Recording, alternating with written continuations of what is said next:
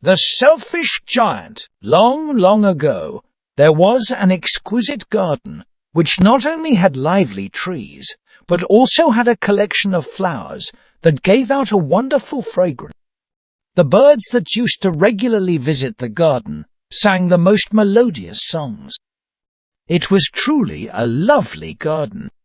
There were some children who regularly played in this beautiful garden. It was their play area, where they used to spend some lovely afternoons after school and the even more time during holidays. The birds that lived in this magnificent garden used to sing melodious tunes, which even made the kids stop their games and listen to them. However, there was a truth that no one knew, not until the day when a giant returned one day. The garden, in fact, belonged to the giant who had gone away for a long time, and no one knew about him. At times, the little ones used to talk among themselves, wishing that the owner never returned. One day, the kids' fears came true as the owner of the garden returned. The owner, a big fat giant, came back stamping his feet with a loud thud. The children playing in the garden felt themselves being lifted from the ground and back as the sound got stronger. When the giant saw kids playing in his garden, he became very angry and then built a huge wall all around it and put a notice board which said that any trespasser will be punished. The selfish giant had closed the door on the kids. They would come back from school and would talk about the garden. The children were sad and wished that the giant had never returned. Then spring came, beautiful flowers bloomed everywhere. An array of colors was spread all over the country, but what was the garden like? No one could see. The reality was that spring did not visit the garden this time. It was still winter in the selfish giant's garden. The trees had forgotten to blossom, and the birds were in no mood to sing. Even the little flowers were so annoyed with the sign to ban children from coming in that they slipped back into the ground as they were as sad as they could be.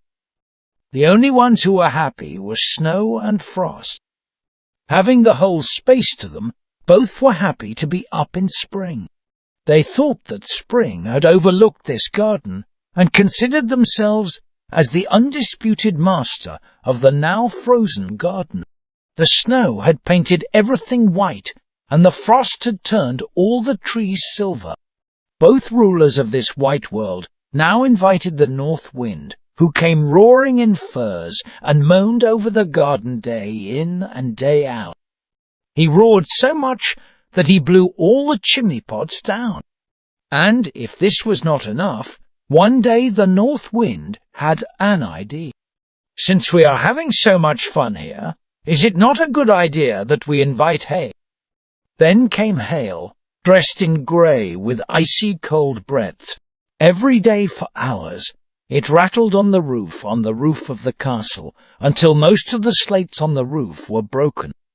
He ran and ran around the garden like the fastest roller coaster ride, casting havoc on the once beautiful garden.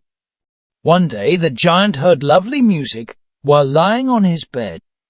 He thought that it must be some of the king's musicians who were passing by the garden. However, as the giant went towards the window, he saw a bird singing. He thought that spring had finally arrived, and even a little bird's song felt like the most melodious music in the world to him. The north wind stopped dancing, the hail stopped roaring, and a deliciously sweet perfume came to him through the open window.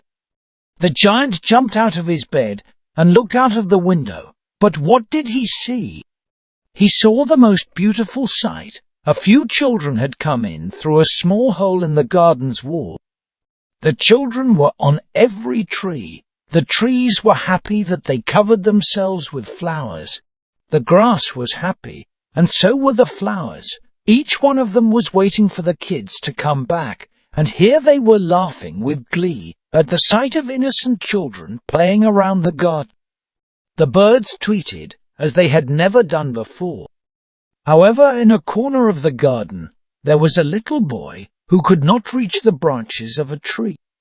The tree was still covered in snow and frost, and hail was still roaring around it. The tree bent its branches to help the boy climb up, but to no avail. The child was too tiny to do so himself. The giant felt guilty about his selfish behavior and was very sorry for what he had done. I should have let the children play in my garden, he thought to himself. The giant was indeed very sorry, and he decided to help the small boy. He then proclaimed, "From now on, the garden will be the children's playground for ever and ever, and I will knock down the walls of my garden, and I'll do that for sure." The giant slowly went downstairs, softly opened the door, and slowly went into the garden. All the children ran away, except for the one who was crying. He could not see the garden because of his tears. The giant picked the boy up and placed him on a branch of the tree.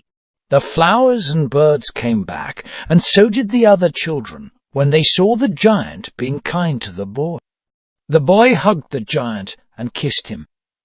From that day on, the giant played with all the children every day until he grew old and weak. That was when he confined himself in his room and used to watch the children play. The boy who had kissed him, the giant's first friend, never came back, and he longed for him to come. He used to ask the other children about him, but they had the faintest clue as to who he was and where he lived. One winter morning, the giant was getting ready. He saw the most wonderful sight from the window. The boy was standing in the farthest corner of the garden, the same boy the giant loved the most. The tree above the boy had blossoms on it, and silver fruits hung from the tree. The giant ran towards the boy and hugged him. He saw blood in his palms. The giant was angry because the boy was hurt. The giant asked the boy to name the person who hurt him, and that he shall punish him. The boy calmed him down and asked him not to worry, as they were wounds of love. An unusual calmness came on the giant's face. The little boy then took his hand and told the giant he was taking him to the Garden of Paradise. Later that afternoon, when the children came to play in the garden, they saw the giant lying on the ground with a calm smile on his face. On closer inspection, they realized that he was dead, his body covered with white flowers.